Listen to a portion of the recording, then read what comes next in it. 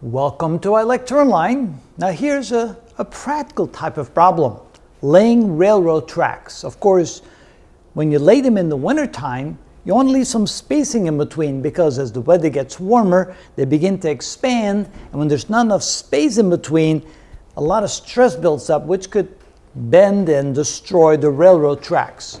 So let's say we have railroad tracks that start at a length of 60 feet each, and we lay them down with a temperature outside at 20 degrees Fahrenheit.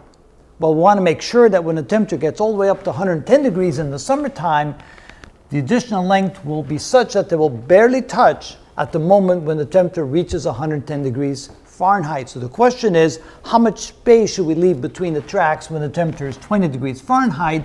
And secondly, if we put them together where they touch at 20 degrees Fahrenheit, how much stress will build up by the time the temperature reaches 110 degrees Fahrenheit.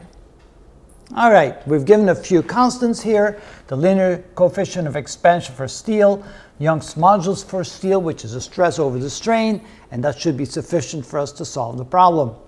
Well, first of all, we want to see what the change in the length is going to be. So the change in the length is going to be equal to the original length times the linear coefficient of expansion times the change in the temperature. So that would be equal to 60 feet multiplied times the linear coefficient of expansion, which is 1.2 times 10 to the minus 5 per centigrade degree, times the number of centigrade degrees. Well, we're not given centigrade degrees, we're given Fahrenheit degrees.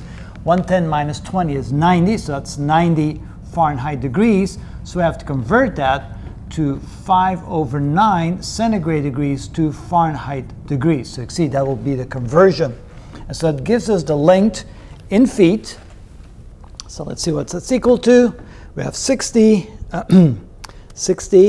times 1.2 e to the 5 minus times 90 divided by 9 times 5, and that gives us 0.036 feet. 0.036 feet.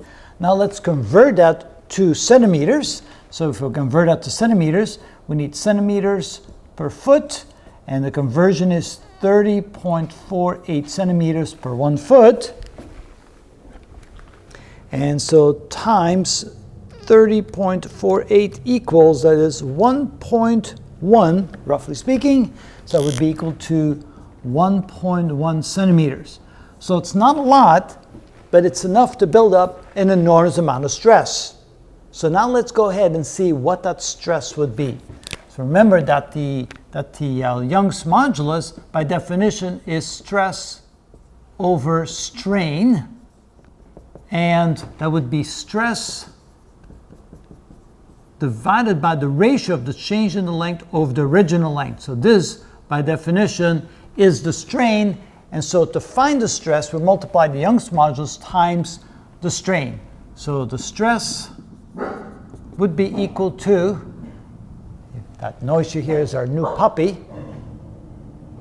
I guess our new puppy is seeing something through the window and is protecting the house.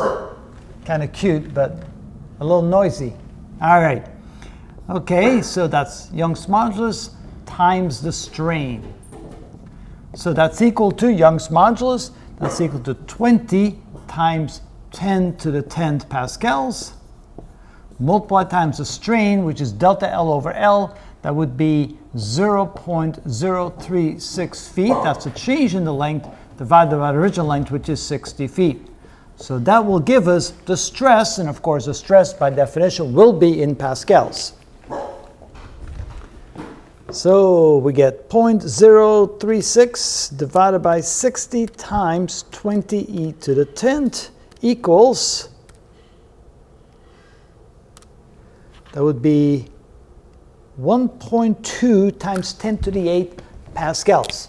So this would be 1.2 times 10 to the 8th pascals, which is Newton per square meter.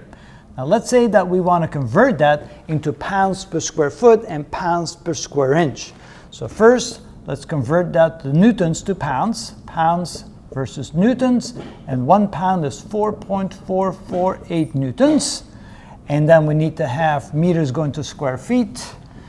square meters. So we have, let's see here, feet squared at the bottom, meters squared at the top, and 0.3048. We need to square both of them.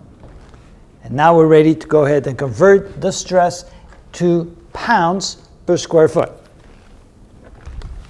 So divide by 4.448 and multiply times 0.3048 squared equals, so now we have 2.506. 2.506 times 10 to the 6th, that would be pounds per square foot. And now if we convert that to per square inches, feet, so 112, we have to square that again. So this is 12 squared. Let me write that a little bit better. 12 squared like this. So divide by 144, we get, let's see here, 1.74 times 10 to the 4th pounds per square inch. And that would be 17,400 pounds per square inch.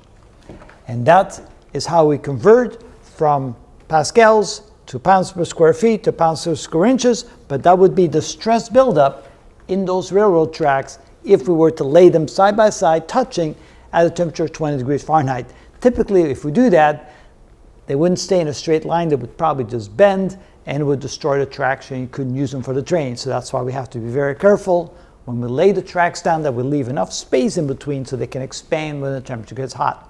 And that is how it's done. She definitely has a protective instinct, doesn't she?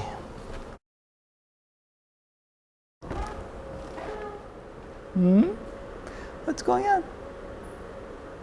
Huh? Hey, Tappy, come on, go. Come on, come on, go. Come on, go. Uh-oh, not cooperating.